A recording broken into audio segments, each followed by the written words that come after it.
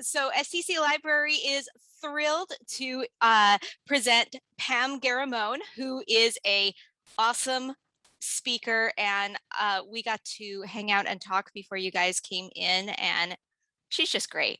Like you guys are gonna love this. But I've got a little introduction for her, so let me put my professional voice on.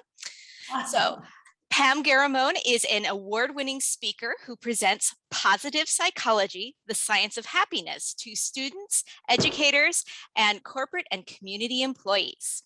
She is a former elementary school teacher, so, you know, she is not afraid of anything, basketball and softball coach, and was the executive director of Greater Boston PFLAG, a nonprofit organization. Although professional training and meaningful personal practices, Pam has found that the smallest changes make the biggest difference. You can truly become happier through the development of a new mindset and simple yet powerful exercises. Pam has shared her insights with thousands of stressed out and overburdened youth and adults who have learned that feeling happier is simple when you practice happiness habits. In addition to being an in-demand speaker, Pam is a positive psychology life coach and author of Be Happier. When she's not holding a microphone or dancing in front of a webcam, she can be found playing ping pong, cornhole, and hitting it out of the park on the softball field, at least in her dreams. And we have that in common. I used to play softball as well. So please join me in welcoming Pam. Yay, I can hear the applause in my own head. Hello, South Texas. I am so happy to be here, reaching you all the way up north from Boston. If you've been to Boston, just type yes in the chat. I've never been to South Texas, but I've been to Austin. I actually went to a softball tournament in Austin, Texas. It rained every day. So we hung out at some kind of game hall where we got to play shuffleboard, which is so much fun. We don't have it up here, so it was amazing. Anywho, how y'all doing? That's my attempt at being Southern. Did I do okay? How y'all doing? I'm super excited to be here. Thank you, South Texas College and Heather, for inviting me to talk about positive psychology, the science of happiness, or how to be happier, less stressed, and more resilient. So this is going to be very interactive. I love how you're already typing away in the chat. So please keep it going and answer this question. What's making you feel happy right now? Anybody have something that's making them feel, what's got you happier? Music, yes, music is a happiness booster. Beverages, good energy. Oh, thank you, Anika, how sweet. Payday, cool weather, money, family and friends. Awesome, my dogs, all happiness boosters, every one of those. All right, I guess I could go, you already got this. All right, so how about this one? Please type yes in the chat if, since the pandemic started, you have felt exhausted.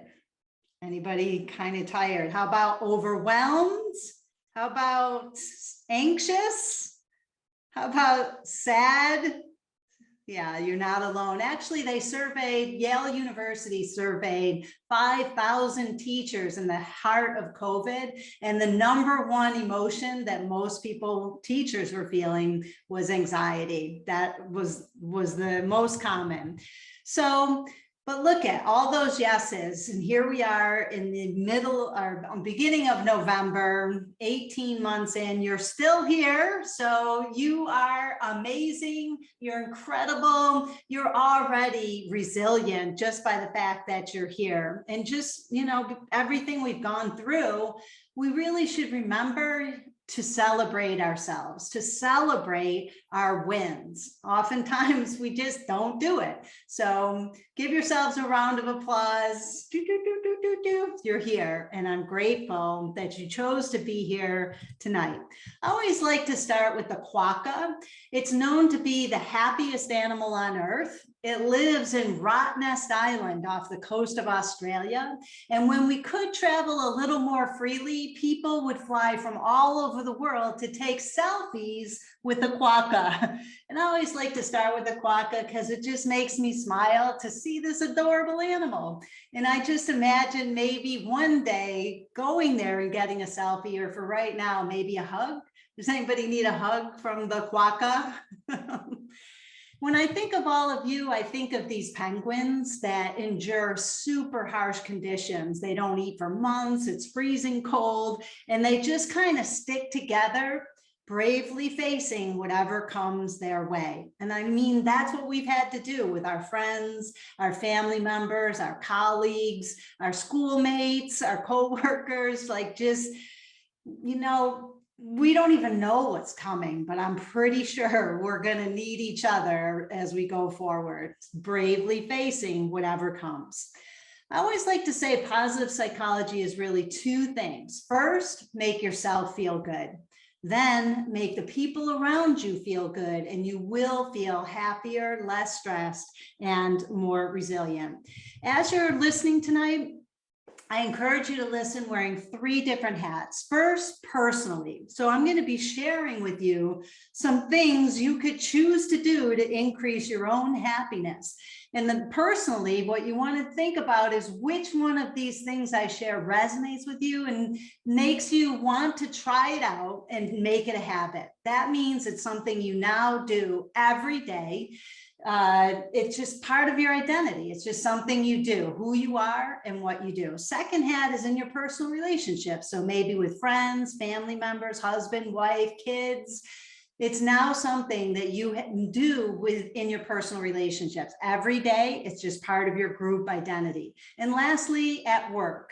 So if you have a job, or maybe it's at school with your colleagues, your coworkers, your bosses, your employees, which one of these will you try out in there and make sense to you to make a new habit in the workplace, or in this case, maybe at school? Now, just type yes in the chat if you've heard the saying, knowledge is power. Has anybody ever heard that saying? Yeah, well, I hate to tell you, it's not true. Knowledge is not power. Knowledge is potential power.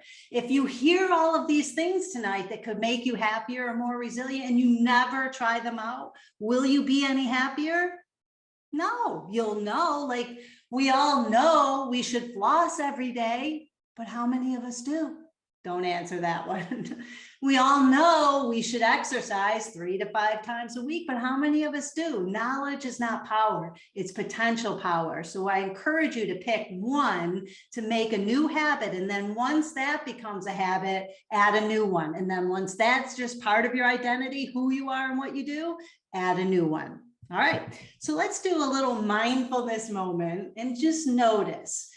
Where are you on the happiness ladder? If 1 is living your worst possible life and 10 is living your best possible life, what number would you give yourself right here tonight, right now? You can put it in the chat, you could write it in your notes, or you could just think about it. 1 is your worst possible life, 10 is your best possible life, and just kind of notice. And by the way, the goal of positive psychology is not to be a 10 all the time. If you were happy all the time, no one would like you. That is weird. Does it make sense to be happy all the time? What if your dog dies? Would you be happy? What if you're in a pandemic and crazy stuff is happening around you? The goal is not to be happy all the time. The goal is to feel all of our emotions, permission to be human, which means we get to feel the full range of emotions, from anxiety, sadness, anger, resentment, jealousy, frustration, stress, joy, love, contentment, happiness, and everything in between. Permission to be human means to let all of your emotions out, to express the tough emotions, the traumas, the stresses, the hardships, because if we leave them in, it's harmful. It's like, I'm not angry, and then we blow up. It's best to get them out, to express them. That could be by talking to a friend or a therapist. It could be crying. It could be getting the tough stuff out by writing in a journal. definitely want to accept and let the tough emotions flow through. If you had asked me where I was on the happiness ladder 6 years ago, I would have said a 4 or a 5. On the outside, you might have seen me and thought I looked happy. I had a great job where I made enough money to pay bills, save, and have fun. And I got to help people. I had a partner who was in love with me. I had supportive friends and family. So on the outside, you might have thought she looks pretty happy. But on the inside, I definitely wasn't. And the way that looked for me is I was working 10, 11-hour days, and I would go home at the end of the day and I would lay my head on the pillow and I would run through the day and think of all the ways I wasn't good enough. Do you ever feel not good enough? Or maybe you know someone who feels not good enough. Is not a recipe for happiness. And even worse than not good enough is I compared myself to other people. So it sounded like this: Jeff's a better speaker than me. They like Tom more than they like me. Sue has a bigger house, a better car. Everybody else was up here and I was down here. And Mark Twain has a great quote, which is, comparison is the death of joy. If you want to be miserable, that is a surefire path to it. And I remember, since I think there are some people studying to be teachers here, when I was teaching 4th grade, it was Sheila Smith, my co-teacher. Everybody loved Sheila. She taught science. They got to do experiments. And I would always go home, I'll never be as good as Sheila Smith. And I was absolutely miserable. And now she's the principal of the school, so maybe I was right. That's a joke. If you thought that was funny, just put out well in the chat. I digress. Okay, so now please type yes in the chat if, let's backtrack a little bit. I jumped ahead. Type yes in the chat if, since the pandemic started, you've overeaten something that's maybe not so good for you. Ice cream, chocolate chip cookies, potato chips, any chocolate. These are my people. Coping with sugar and salt? Yes. Okay. How about this one? Please type yes in the chat if you felt Zoom gloom, Zoom doom, zoomed out, or like a zombie. I just like saying those words. I mean, we've been kind of used to this by now. Last one, please type in the chat if you've binge watched any shows on Netflix, Prime, Amazon Prime, Hulu, and if so, what shows? Are there any even left? Schitt's Creek was my big one, but that was so long ago. Squid Game, couldn't do it. I watched the first one. Money Heist, Dynasty, British Bake Off. Yeah, show 911, Grey's Anatomy, same one, every Manifest. All right, so here's the thing, folks. Compassion, self-compassion means whatever it takes to get through. This is a crazy time. So if you need to binge on the couch, binge in the refrigerator, self-compassion means it's just okay. It's going to be okay. You're okay. And compassion for other people. If the person you love is sitting on the couch all day, compassion. It's a practice and it's just something to be aware of, to just let things be a little bit. Now, type yes in the chat if you know people who do seem to be happy all the time, right? Like my sister, Michelle, she's always happy. Nothing bothers her. The door to her house is always open. There's always food. You could just walk right in. You don't need to tell her you're coming over. Just show up. Right, type yes in the chat if you know people who seem to be unhappy all the time, like when is the next shoe gonna drop? It's gonna rain again today. This will never work. We tried it 2 years ago. It didn't work. Well, folks, guess what? Those people who seem to be happy all the time, they're born that way.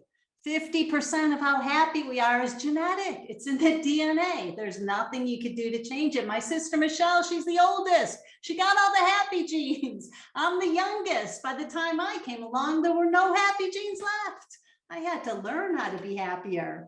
10% of how happy you are is also out of your control. That's the climate you were born into. So there you go. You should be a little bit happier down there. The family you were born into, external circumstances are out of your control. But the good news is that 40% of how happy we are things we can do every day to increase our happiness. I'm looking at the chat. I love this group, super funny. 40% things you can do every day to increase your happiness. And I'm going to share some of them with you today. Again, the goal is to pick one to make a new habit. And once that becomes a habit, add a new one. Now, why does happiness matter? Sean Achor was Tall's teacher. Oh, I forgot. Oh my goodness, folks. This is my 7th talk this week. So I'm forgetting things, so I have to apologize. I'm going to backtrack a little bit to my story, how I got out of the 4 or 5 on the happiness ladder. That is because one day I was reading the Boston Globe, which is our newspaper. And on the front page, there was an article about Dr. Tal Ben-Shahar, professor at Harvard. Just type yes in the chat if you've heard of Harvard down there in Texas. Anybody ever heard of Harvard? Oh, good. All right. He becomes famous because he taught a class there called How to Be Happier. And more students at Harvard wanted to learn how to be happy than any other subject in the history of Harvard University. And I'm reading this article thinking, I want to learn how to be happier. How do I get to take that course? And fortunately, Tal ended up leaving Harvard and starting the Whole Being Institute, where I got to study with him for almost a year and learn these things you can do to increase your happiness. And by the way, a funny story Tal always tells is when he became famous, he was on all the talk shows, Good Morning America, Oprah. And he said, when the cameras went off, the host would always say, "We thought you'd be happier." And that's because we think he's an introvert and we think that happiness is blah, blah, blah. But happiness is an inside job. It's just something that you do for yourself. It's not something anyone else can really do for you. All right. So now Sean Achor was Tal's teaching assistant at Harvard, and he's written a couple of great books that are up here, great TED Talks. I see some folks have already heard of them. He says our brain on positive performs better than on negative, neutral, or stress. Wouldn't you agree? When we feel good, we do good. When we start our day and think we're feeling good, things go well, right? So why does happiness matter? All of the studies show that happier people, they're more productive, they're more creative, they make more money, they're better leaders, better negotiators, they're more likely to get married and stay married. Happier people have more friends, they have stronger immune systems, they're healthier, they live longer, they're more helpful to other people, they're more resilient to stress and trauma, and they're less stressed, less anxious, and less depressed. Happiness comes first. So everything I share with you today is all in an effort to make ourselves happier, and then we get all these really cool benefits. The founder of positive psychology is Marty Seligman out of the University of Pennsylvania, and he boiled it down into this one acronym, PERMA. And all it is first one, do things that make you feel good. So just type in the chat, what's something that made you feel good during the pandemic? Did you take time to do it? So I'm seeing exercise, origami, that's new, I love it. Music, sleep, meditation, working out, talking with friends, nature, friends, awesome. Turns out, folks, that social connections, people are the #1 happiness booster. The second one is what you may have heard as flow. That's when you're doing some of the things you just wrote in the chat and you lose track of time. You're like, I've been fishing. I thought I was out for an hour and it's been 3 hours. So losing yourself in the activity. Relationships are the #1 happiness booster and the #1 factor in being resilient. Meaning is to feel like you have a purpose. And Heather told me that a lot of you are studying to be teachers. Well, I mean, that's a career that has purpose built in, where you get to get young people to love the subject you love, to love learning, to be a role model for them, to get them to like each other themselves and to be in good relationships. You know, if you're a parent on here, purpose is built into being a parent. So finding your purpose is a big part of happiness. And lastly, accomplishment means you feel like you could set a goal and achieve it. But I think positive psychology is really this. I'll give you a moment to see if you get that. If you think it's funny, just put LOL in the chat. I right? It's all in the way we look at things. It's all in the way we look at things. Now, the challenge with positive psychology is that every single human being is born with a negativity bias. We're hardwired to go negative. It's been said we have 70,000 thoughts a day, and 85% of them are negative. We're hardwired to go negative. It's like something good happens and it's Teflon. That was good. But something negative happens and it's like Velcro. Some of us are hanging on to negative things that happened to us weeks ago. Some of us are hanging on to negative things that happened to us years ago. Some of us are hanging on to negative things that happened when we were kids. It's like Velcro for the negative and the Teflon, right? So positive psychology is really training our brains to go positive. Check this out. This is an awareness test. How many passes does the team in white make? Go!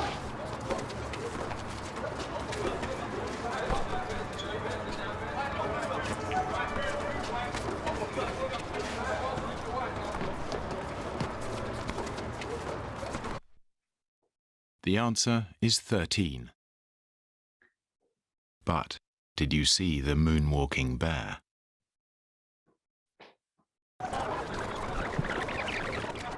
Go!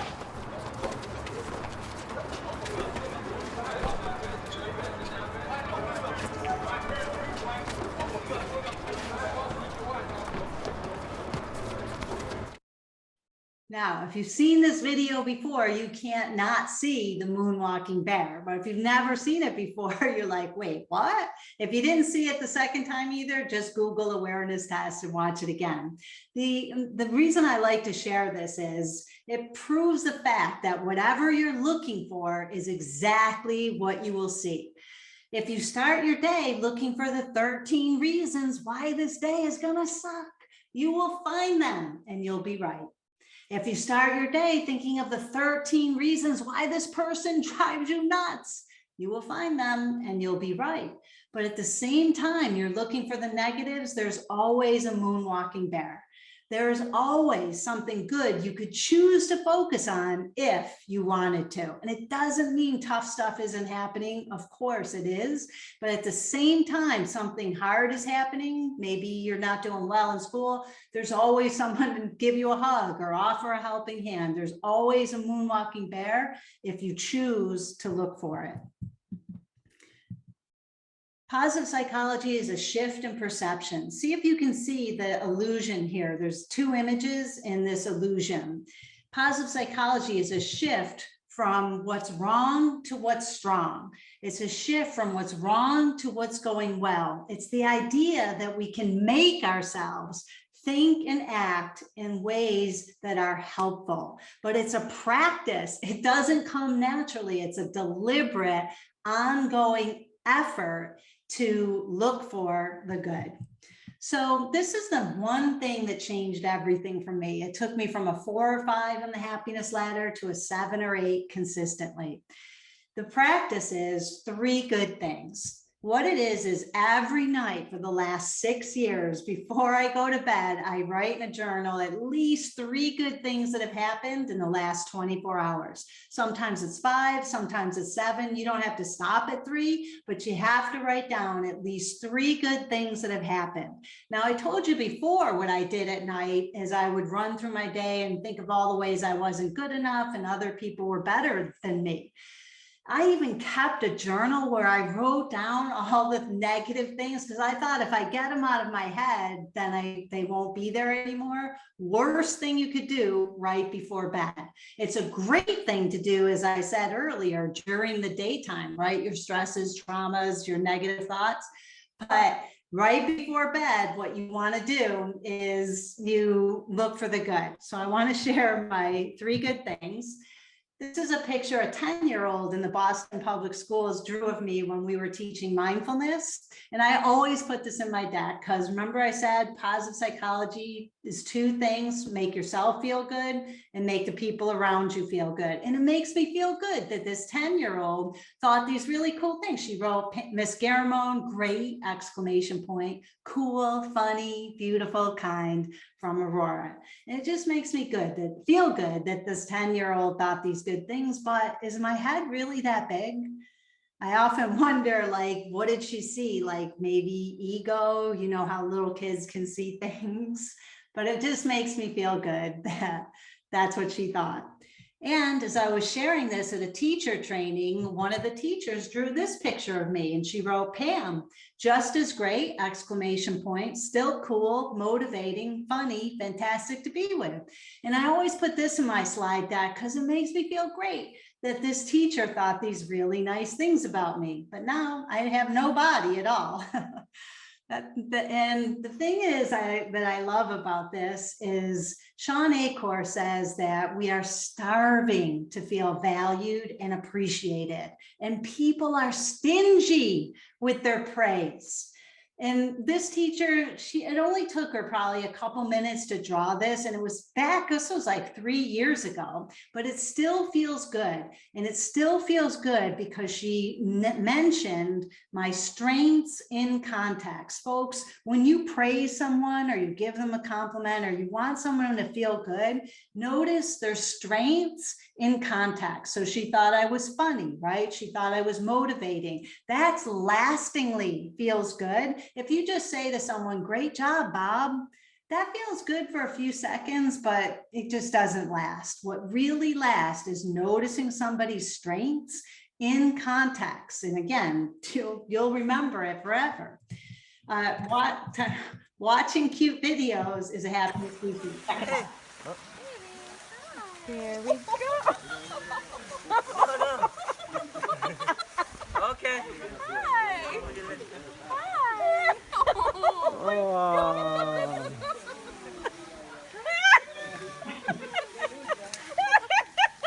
Hi, baby. Hi. Oh my God. Hi. Are you good? Hi. Hello.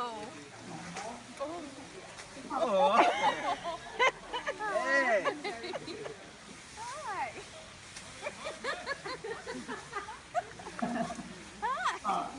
Okay. It's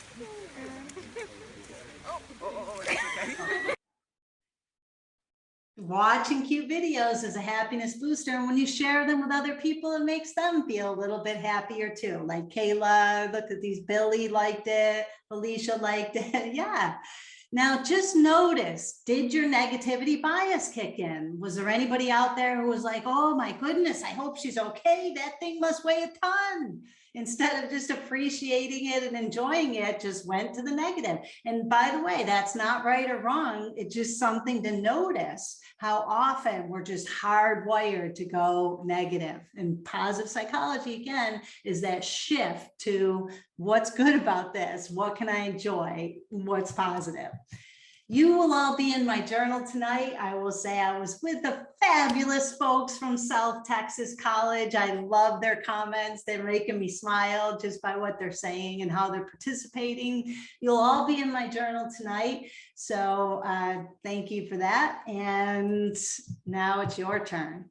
Think of 3 good things that have happened to you in the last 24 hours. We don't really have time for 3 unless you can rattle them off really quick, but write at least one. Everyone in here, 64 people, write one good thing that's happened to you in the last 24 hours. And it could be, you know, you went for a walk with your dog today. It could be you got a free cup of coffee. It could be you had nachos yesterday. It could be that, let's see, wow, here they come, family time, coffee, new outfit, you got compliments, you got a job, congratulations. Talked to a friend, was off today from work, ate with a friend, napped. And just felt pretty. I love that. You don't hear that too often. I had a good 2-hour nap. Sleep is a happiness booster. Liking the chillier weather. You passed your class. Woohoo! Learning is a happiness booster. Progress is a happiness booster. Money, to a certain extent, is a happiness booster. Your daughter got into college, looks like maybe college. I have breakfast. So these are all fantastic. Again, the practice is that every night before you go to bed, you write down at least 3 good things that have happened in the last 24 hours. And as tall, another way to do this before I get to the next slide is WWW, what went well. So after every talk, I'm driving home, I'll just go, what went well? Before I'd be like, I don't think they liked me. I forgot to say this. I stumbled on that. Now, no, I just say what went well and start with the good stuff. And it doesn't mean I don't want to improve. Of course I do, but you always want to start with your good stuff.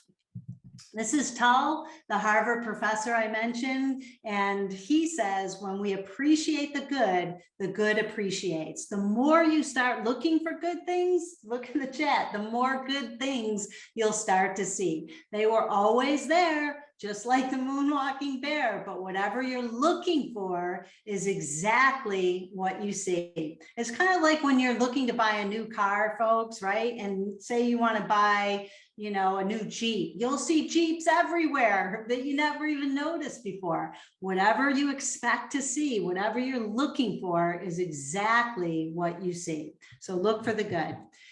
So I know there's some teachers in training here. This was I want to share some ways this was put into practice. Again, knowledge is not power, it's potential power.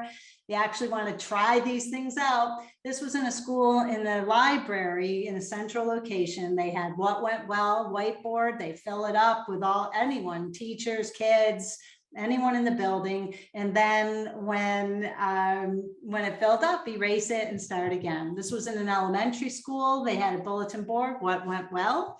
And here were some of the things they wrote. I was able to help someone with something important. That made me feel awesome. I did cartwheels in gym. I'm not sick. This was in another school. What they did was called Project 365. Some people are more visual, and what you do is every day for 365 days for a year, you take a photo of something that touches your heart, makes you smile, makes you laugh, something that moves you, and you put it all together. You can go online and look up Project 365s. If you're more visual, you might like that. All right, so now we're gonna switch gears a little bit, because we all know that our thoughts have an effect on our body. Our feelings, our thoughts and feelings have an effect on our body. So some of the things I've been sharing with you are all sort of thinking, their thoughts, their knowledge type things. And it's great to hear things and learn things. And that's a lot of what we do. We have these thoughts, and you might have heard the saying, like, change your thoughts, change your life. Our thoughts have an effect on our body. It's indisputable. Check it out. I'm starving. You'll start to feel hunger pangs. I'm so tired. You will feel tired. How about I'm so anxious? You're going to start, your heart's going to start beating. Your hands might get sweaty. What was another one? Let's do it this way. I'm so energized. You'll feel excited and energized. So folks, we already know the research is indisputable that our thoughts and feelings have an effect on I'm so sleepy. Yeah. Have an effect on our body. But there's also amazing research called cognitive embodiment, where our body can change our thoughts and feelings. So let's check this out for a second. What's happening here? Sorry about that. Oh, now it actually gives me a chance to say one of the things that Tull, my Harvard professor, used to say: fail often and fail big. And when you fail or make a mistake, just say, how fascinating.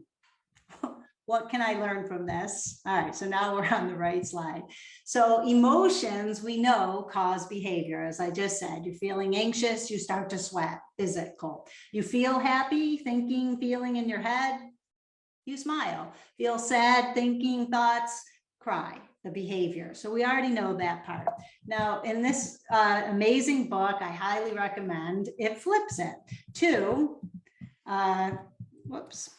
the act as if principle, that behaviors, how we behave, can change our thoughts and feelings. Like, you could smile and you'll feel happy. You could breathe deeply, a physical behavior, and you'll feel calm. So the idea here is that we can create any feeling we desire simply by acting as if we are already experiencing that emotion. If you want a quality, confidence, you want to fall in love, act as if you already have it. So again, I want you to try these things out and see, yes, fake it till you make it, fake it till you become it, and see if this is true for you. Another example is, if you act joyful, you'll feel joyful. So we're going to try some of these out. These are all researched, evidence-based things that you can do to change your feelings and your thoughts. We're going to give this a try. The first one is power pose. This is Amy Cuddy. She was an associate professor at Harvard Business School, and she did this research to find out, can your body change your brain? And she found that it can. She called it power poses. And in her research, she found that if you stand in a power pose for 2 minutes before an important event, you're more likely to succeed, because it makes you feel more confident. And yes, they're on lots of Grey's Anatomy episodes. So if you're going for an interview and you want to feel more confident, stand in a power pose for 2 minutes before that interview, not during the interview, before. You don't show up like, hey, hire me, I'm confident, before the interview. So go in the bathroom and do it right before. If you go on a first date and you stand in a power pose, your date was more likely to like you. Why? Because we like confident people. So let's try these out. If you're sitting down right now, these are high power poses. Give it a try. See if it makes a difference. The way you hold your body, does it change the way you feel? This is another high power pose. And let's do just a quick review. What do you notice about high power poses? Anybody want to just write in the chat? I'm seeing you're more open.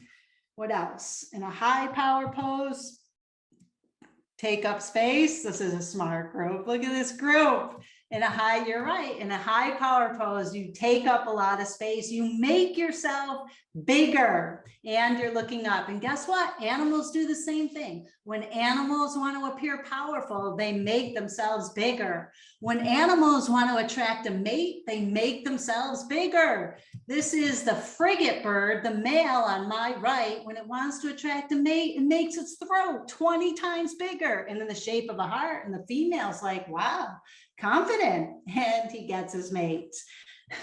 In sports, you see high power poses all the time. It's putting your body in a peak performance state, so your brain is in a peak performance state.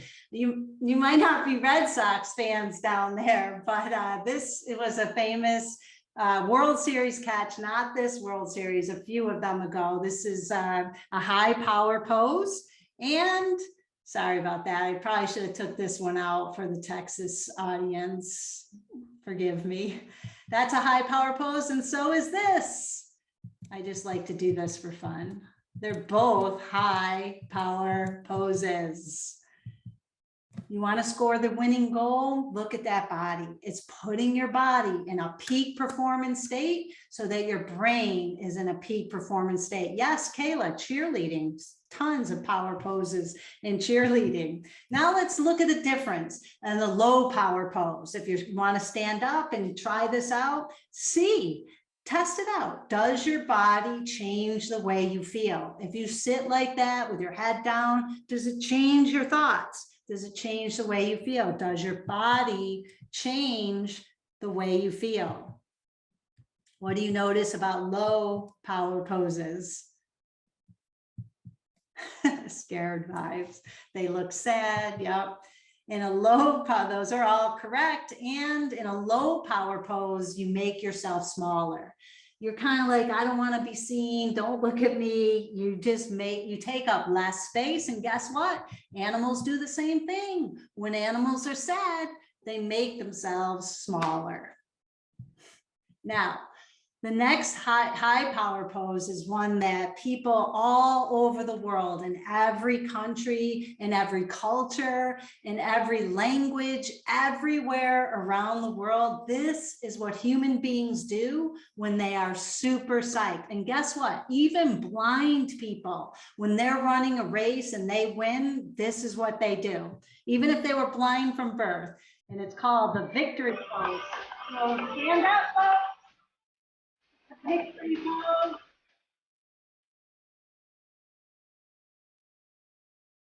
Make yourself as big as possible.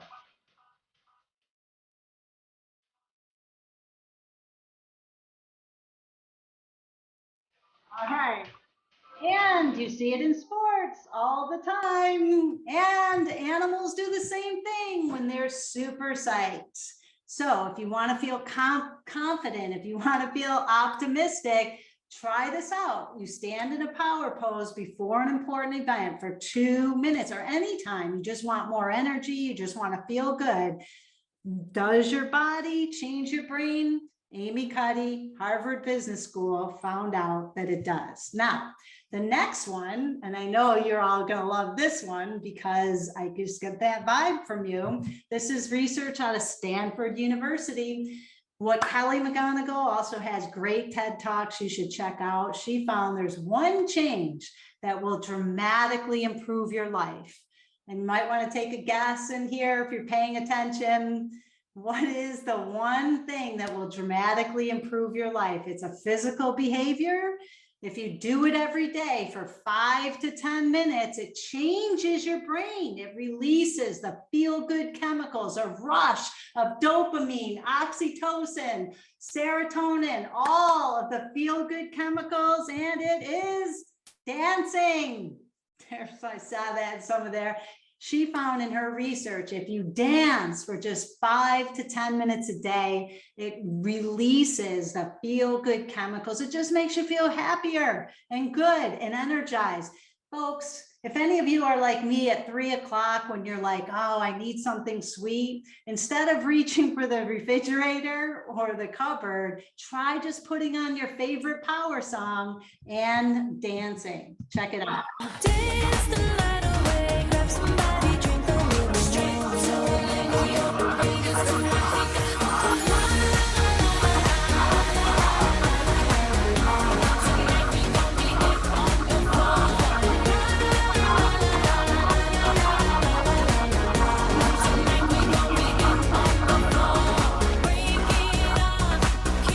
Oh, you're dancing. I can't see you, but it's like a 3 minutes.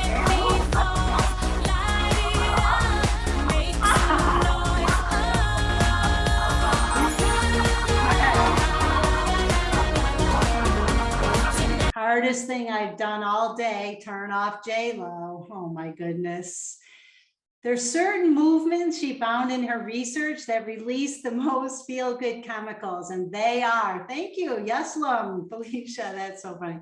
Snapping, keeping the beat. I do have a little trouble keeping the beat, but snapping, keep the beat, clapping, bouncing, swaying, the victory pose like this with a sway, and this expressive move, which is kind of like your signature move, whether it's playing air guitar or whatever your favorite move is. And she found if you do each one of those for 30 seconds, that released the most rush of feel-good chemicals in your brain. So if this is something, so it looks like some of you already do it to increase your happiness. If you don't already, maybe you want to try this out and see if you can make dancing a new happiness habit. Also, in her research, she found that dancing with other people gives you an even bigger rush of feel-good chemicals. It bonds us to people. That's why we love all those TikTok dance videos. We like and Dancing with the Stars. We like watching people dance. And if we do it together, it just bonds us. It makes us feel good. So check this out.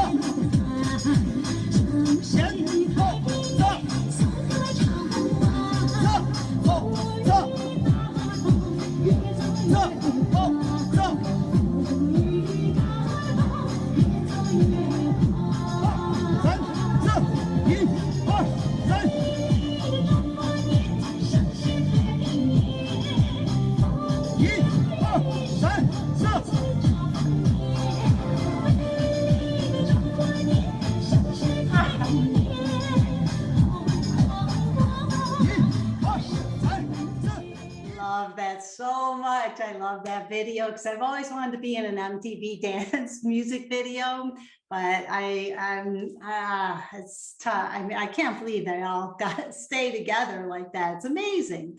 It makes us feel good watching people dance together and dancing together. So since I've been sharing this, I get videos of people, families dancing in the kitchen before dinner. I've seen classrooms dancing. One of the principals here during COVID, he took a boom box to every single student's house when we were in lockdown, and he invited them to come out, and they had a street dance party, which is absolutely incredible.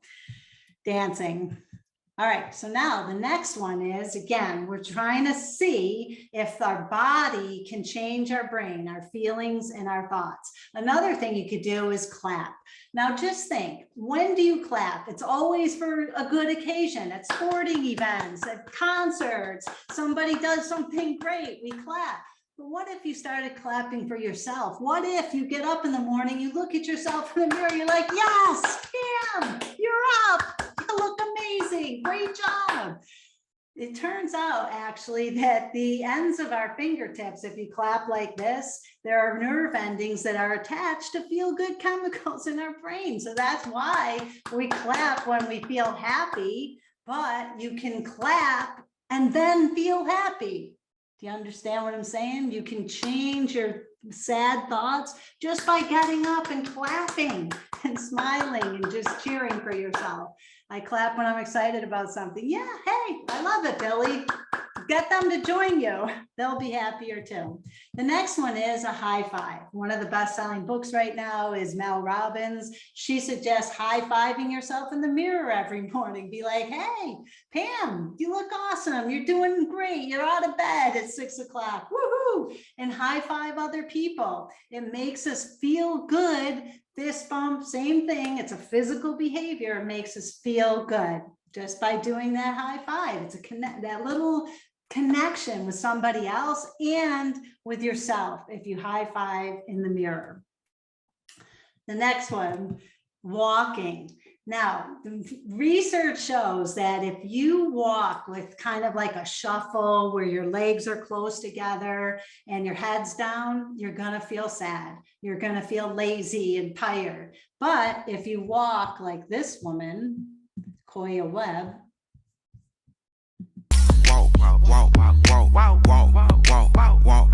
yeah, ho, yeah, I know that you could talk. You talking all that shit, but let me see it. Let me see you walk. Yeah, ho, yeah, I know that you could talk. You talking all that shit, but let me see it. Let me see you walk.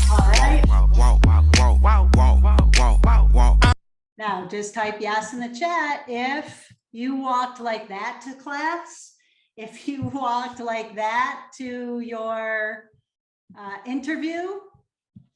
Would you feel more confident? Would you feel happier? So it's just those long strides. You can do it again. It doesn't even have to be in public. You can walk down the hallway in your house when you're getting ready with just like, you know, that catwalk, long strides, head up, and with a smile. Your brain gets the message. You're confident, you're happy, you're excited. All right, so I love all this music in the hallways. That'll make you walk that way. That's good. I love it. Feel good when I'm walking. Yeah, the music fits my pace. Okay, next one. So this is thinking about how you walk, and how you walk can have an effect on how you feel and what you're thinking. All right, let's try the next one. Breathe deeply. That's a physical behavior that helps you think and feel calm. Maybe you want to take a deep breath right now and test it out for yourself. Does a deep breath make you feel more calm?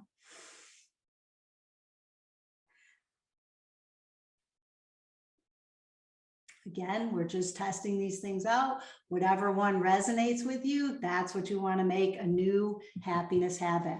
This is amazing research out of the University of Michigan, where they found out 2 thumbs up, people. Whatever you do, 2 thumbs up. Whatever you're facing, your brain sees as a positive.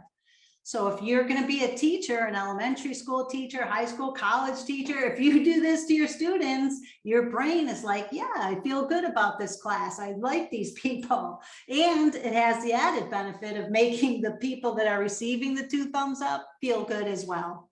So give it a try. Give yourself 2 thumbs up. Again, in the first thing in the morning, when you look in the mirror, you could be like, hey, Pammy, high five, looking good. You know, if you do this to yourself, your brain sees you as a positive. Whatever the 2 thumbs up is facing, your brain takes in as a positive. All right, let's try the next one. Have you ever heard the saying, things are looking up? Let's type yes in the chat. Let me know if you're still with me. Things are looking up. Well, research shows that even if you just look up, your brain feels happier. Your brain feels more positive. And it's just like she's doing. Doesn't mean like your whole head. It means even just your eyes. So give it a try. Just notice. It's kind of subtle. And I'll stop talking for a second. Just look up and see if you can feel a little hit of dopamine in your brain. That little, that feels good. That's what we're going for here. All right, the next one, kind of mentioned this a little bit earlier, smiling. Obviously, when we think we're happy, we feel happy, we smile, but it's true the other way around. If you're not feeling happy, you can fake smile and your brain doesn't know the difference between a fake smile and a real smile, so you get all the same benefits. You can't smile and be unhappy. Give it a try. See if you can feel unhappy while you're smiling. And when you smile, you're more likely to notice things to smile about. Remember, it could be a fake smile because your brain doesn't know the difference between a fake smile and a real smile, and it still feels good. Just type yes in the chat if you have a big fake smile on your face right now. I wish I could see those beautiful smiles. Yay. Not fake. I love it. Wow, is that one more set we instantly look up? Yes. Yes. All right, let's keep going here. And actually, I'm looking at the time. We're probably going to go about 6 minutes over, I'm going to guess. So if you have to leave, I will take it personally, but I won't, I can't, you'll never see me again. So now, if you have to leave, no worries, just go if you need to. All right, so laughter. Just type yes in the chat if you've heard of laughter yoga. Laughter yoga was started in Mumbai, India. It's now in almost every country around the world. It's fake laugh until it becomes real. So let's see if you can just start fake laughing.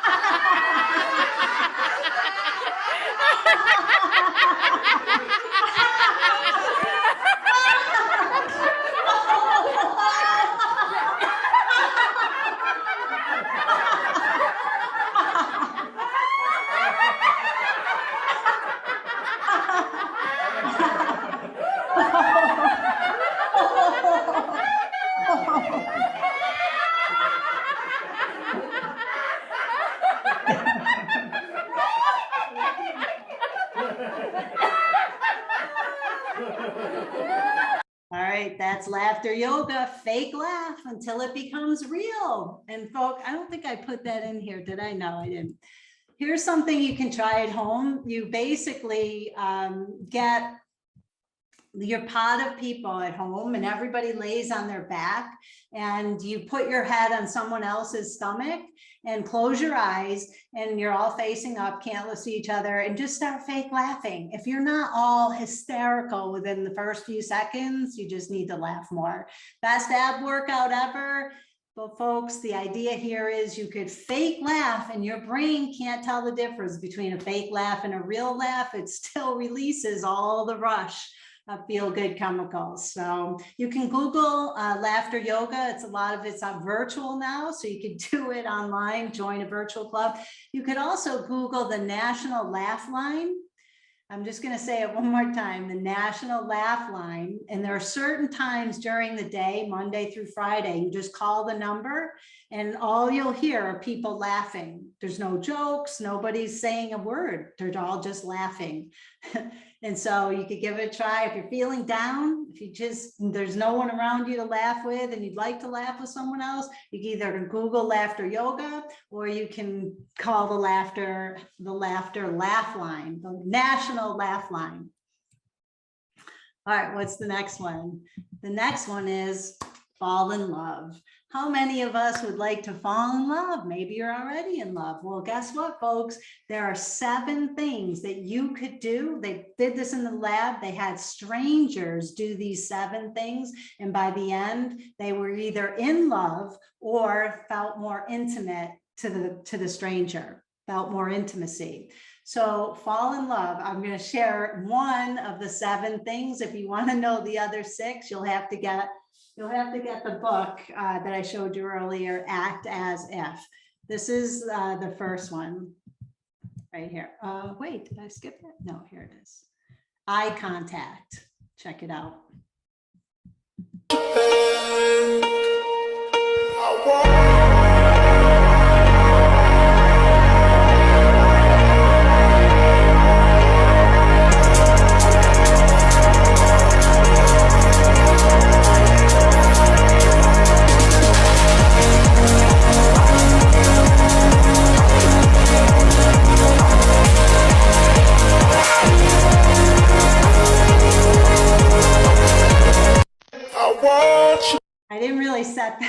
I didn't set that up as good as I wanted to, but let's try it just a little bit more. Only look in his eyes and just notice, does it make you feel more connected to him? Check it out.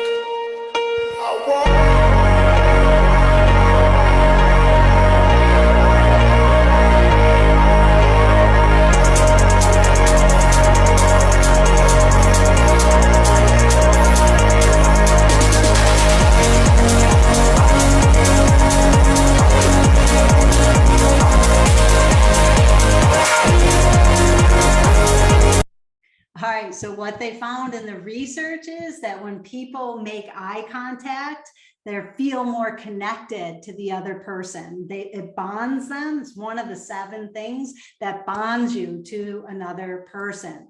Now, super important. It's in an interview, when you make new friends, in a first date, you definitely want to make sure that you look in the person's eyes, eye contact. It will make you feel and think you're more connected. And how cute is that? Kids on TikTok nowadays, they're just so cute. All right, what is the next one? The next one is persuasion. How many of you would like to be able to know the trick to persuading people to your point of view? Maybe you want somebody to watch Squid Game and they're like, nah, I don't want to watch it, but you could persuade them to watch it by this simple little physical thing you can do, this little behavior that will change the other person's mind. Check it out. Here's what you do. Let me just see what example I used here. I think I did use Squid Game.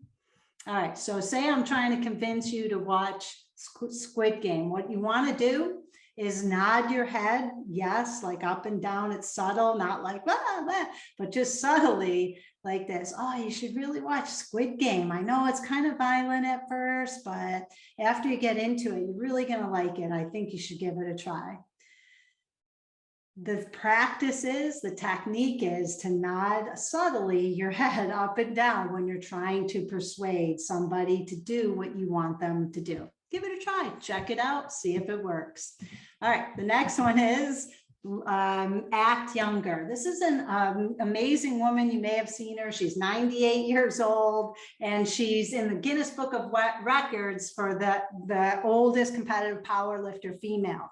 There was a study out of Harvard University who, what they did was they took men in their 70s and they put them back into, I think it was 1959.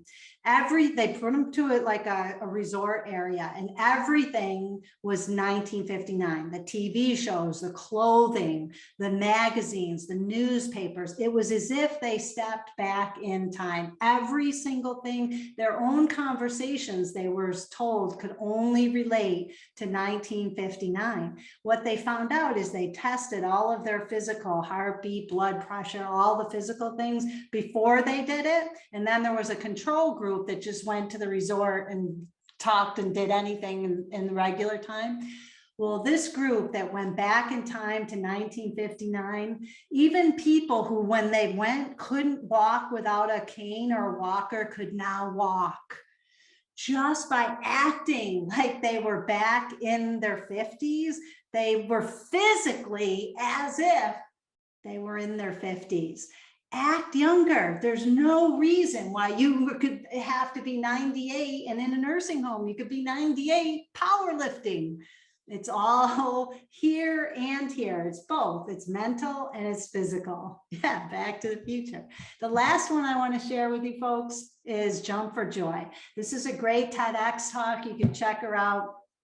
She was really depressed, super unhappy, and she didn't like her job. She was just kind of miserable. And she was like, what am I going to do to change the way I feel and think? So she quit her job. She sold every single thing she owns, and she took a year off and just traveled.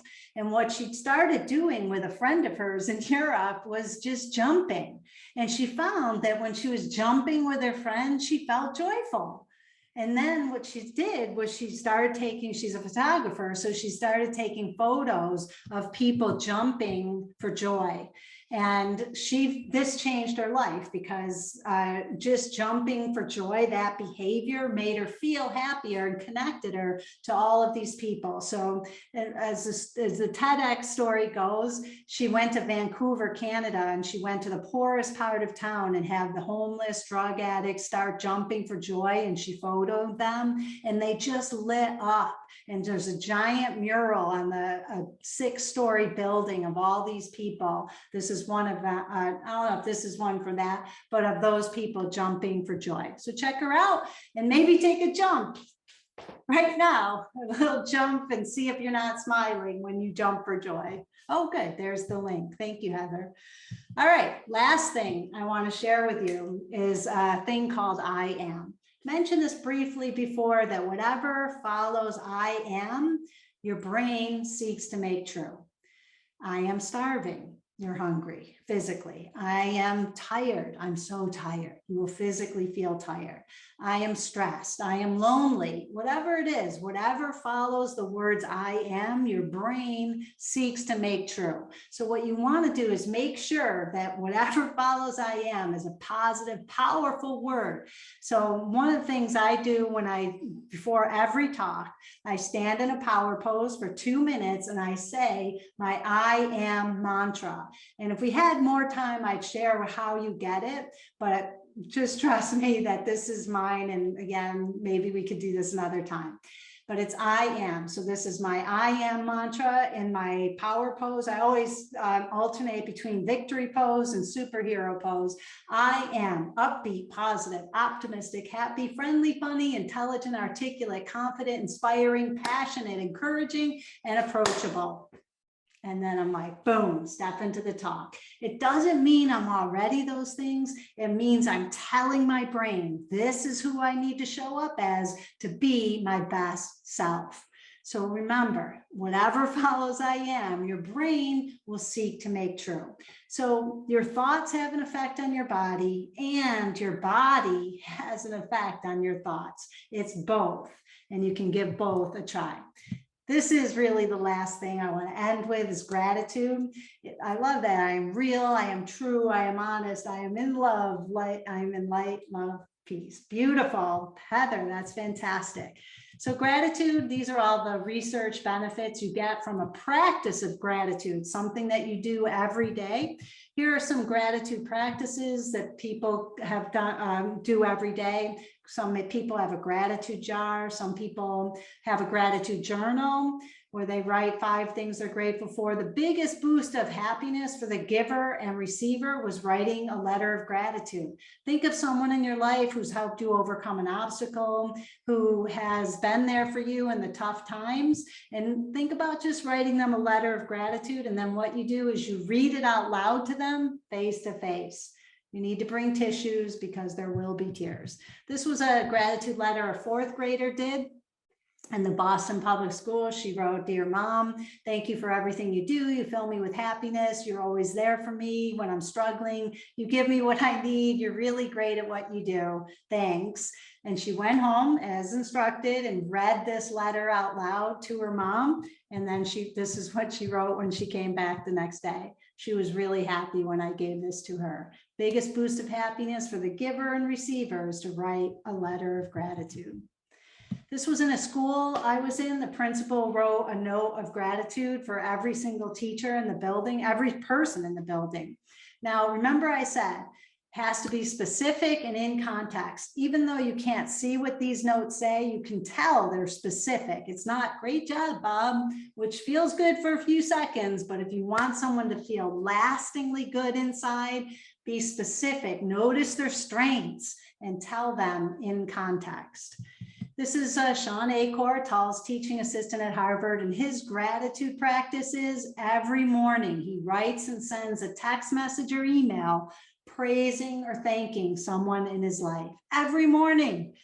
What most of us do is we reach for this within 6 seconds of opening our eyes, and we doom scroll or blindly scroll. Instead, what if you wrote a message or an email praising or thanking the people in your life? He says, "Of all the positive habits I have, this is the most powerful one." So that might be something you want to try. These are all the things we talked about, folks. Again, what you want to do is choose one that resonates with you, that you make a happiness habit, something that you now do every day. It's just part of your identity, who you are and what you do. Once that becomes your habit, then you can add a new one. Lastly, if you'd like to get on my email list, I send out happiness tips every now and then, and I'll choose one email to send a complimentary copy of my Be Happier journal so you can start writing 3 good things and your gratitudes. Again, if you just want to put your email in the chat, that will get you on my email list, and I send out happiness tips every now and then. I've said lastly 3 times now, sorry about that, but this really is the last thing. As you're writing your emails in there, just think of one takeaway. What's something you want to try? What's something that resonates with you? What was a wow? What was like, wow, I never knew that. Anything that's sticky, that's you want to stick with you, just pop that into the chat. I'd love to see what made a difference for you. And then if you'd like to follow me on social media, you can email me, contact me. If you have any questions, I'm happy to stick around. I see we did go a little bit over. Apologies for that. If you have any questions, I'm happy to stick around as long as you want to. And I just like to say positive psychology is 2 things. First, make yourself feel good. Then make the people around you feel good, and you will feel happier, less stressed, and more resilient. Thank you, South Texas College. You were such a fun audience. I wish I could have seen you, but just from your chat, I could tell you're super cool, funny, fun, into it. And I really enjoyed being with you tonight. So thank you for making my day. Appreciate it. Yay. Yay, thank you so much, Pam. This has been amazing. Yay. Woo! So if you guys do have any questions for Pam, you can either put them in the chat, or you may want to put them in the Q&A so we see them a little easier, because I know the chat can go a little quickly, especially when we have folks putting in their email addresses and saying thank you and heading out, etc. But yeah, this was great. Thank you. Oh, there looks like there's Q&A, yay! Hey, I hope I know the answer. Can you give Heather your list of books behind you? Oh, from yeah. Lydia. And yes, I can get that list and I can send it on to you, Lydia, and you can send it on to your students so they have a reading list. And I can also see if we have copies of those in the library so they can check them out. Okay. Great reads for Christmas break. Yes. Yes. Gosh, that's right around the corner. I know, 50 days, maybe something like that. All right, look, are there more questions? Yay, I love it. Yeah. Kayla asks, have any of these steps helped you? All of them. I only teach things that I actually have already made habits. So everything I share today are things that I do every single day without fail. And honestly, for the last 6 years, 4 to 5 in the happiness ladder to a 7 or 8 consistently. Some days I'm a 10, some days I'm a 1, but they work. I can definitely vouch for that. Dr. Bean asks, any strategies for people who fall into the trap of comparison? Don't do it. Avoid social media. In social media, my friend who took I was in the course with, the program with, it's called Scare Your Soul. You definitely check it out. He's out of Cleveland, and he did this experiment where he had people take a photo that they posted on social media where they looked happy and then told the real story behind that photo. And it's amazing. One guy won a Tony Award on Broadway, and he's a picture of him on the red carpet with a big smile. And he posted that on Facebook and then told the real story, which was he was depressed. He was broke because he's making a lot of money, he said, but he didn't know how to manage his money. So he was broke. And then he had a partner who was emotionally abusive. He was in the worst relationship, but we only post the good stuff. There was a picture of a beautiful woman with her boxer dog, and she's hugging the dog, big smile, and it's so cute. And then she told the real story behind that photo she posted was she was getting divorced. Her husband and her that day told their teenage daughters that they were going to be living in separate houses and sharing that dog. She said it was actually the worst day of her life, and she's not hugging that dog, she's clutching that dog for support. So social media is a terrible trap because you're seeing people putting fake stuff on, it's not real, or only their best day. So to compare is to despair. Don't do it. Try not to. Okay, so we have another one. This one's from Michael. How can you help someone who is not happy or depressed? So I guess, how are we helping the other people in our lives that are struggling? Yep. Ding, ding, ding, ding, ding. That is the #1 question I always get. It's usually in a live talk, a woman will often come up to me and say, I got the happy genes, I'm really happy, but my husband, he should have been here, or my teenage son, or my daughter. It's the most popular question, so kudos to you. What I always say is that happiness is an inside job. You can't really make somebody else happier. It's a journey that I had to go on. I mean, I had a woman who was in love with me, but when I had her, I wasn't happy, and there was nothing she could do to make me happier. And it's like a huge burden to put on someone else, the responsibility for your happiness. You know, it's just, well, you can't make someone else happy, but you can influence them by your own behaviors. So if you do 3 good things, you could ask the person, hey, I'm doing this new thing called 3 good things. Would you like to do it with me? And every day, just text the person 3 good things. They'll text back. That's one thing. That woman who said the husband, he and the teenage daughter and him both were super negative. So they decided, it was her first year at college, every day they would just text 3 good things. And she said it changed everything for them, just completely changed them. So maybe by you picking up some of these practices, you can influence the people around you. Can't change them, but you can influence them. Something that I have heard basically, which sounds very wise, is when you notice someone is struggling, you ask them, do you want solutions? Do you Yeah. want sympathy, or do you just want someone to listen? Yeah. Because there are times when things are really rough and people just want someone to sit there and listen with them. And I know I'm usually a solution finder, so I need to know when I have to turn that little detective off and just listen instead of trying to solve issues. That's so beautiful, Heather, because again, we're not trying to pretend and be happy all the time. If you're something hard at, you need to feel all your emotions. And if somebody is going through something and they need to get through their emotions on their own, it's not like, here, you can be happy or just do this. You have to go through this tough stuff too. Yes. We have another question. Would you say by doing these tips to be happy, you could change some attitude when you feel at your rock bottom? Yeah, things like journaling, they had people who were depressed, and just writing in a journal for 4 days in a row for 20 minutes lifted, they didn't like get off the antidepressants right away, but it lifted their depression. The thing is, you just have to try them out and see what works for you. Meditation might be it. Exercise is really the biggest thing. Moving makes us feel better. That's just like Tall always says, like he has 3 kids, 1 girl, 2 boys.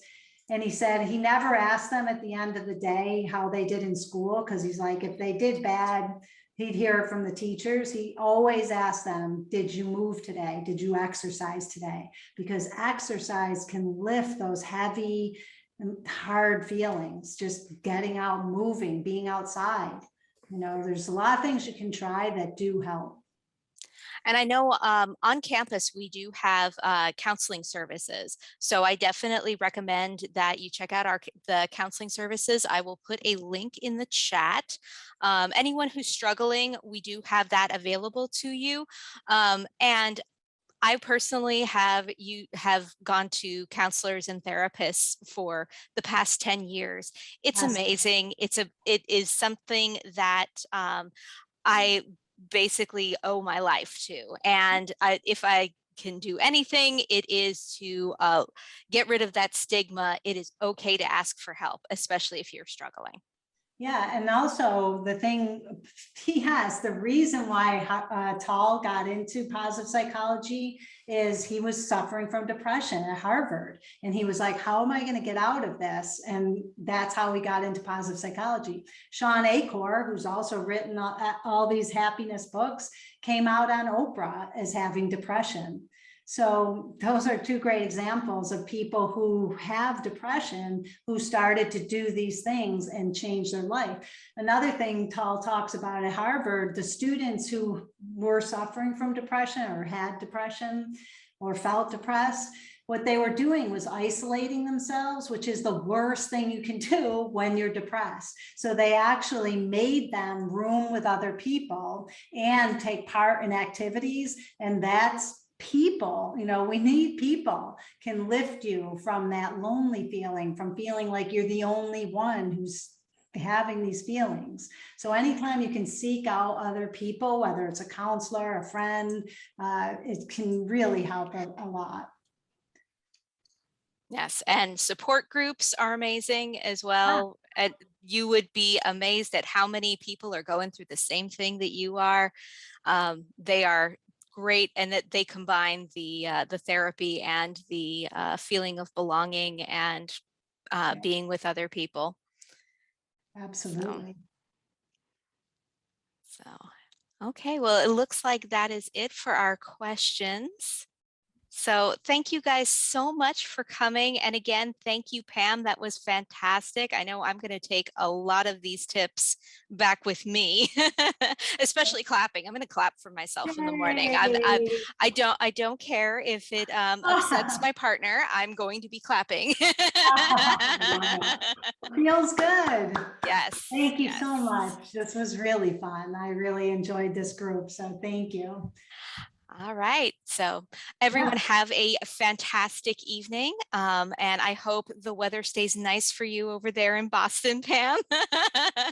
You do. And Well, so- I like all 4 seasons. It'll be snowing soon and that's just fine. Oh, I'm jealous. I miss snow. We don't get the snow very much down here. Come We and have visit. got we have gotten it a couple times, but well, maybe head out to the East Coast. I do have family out there. There So you go. So all if you- right. Before you go, if you can send me the link for the recording, that would be awesome. Sure.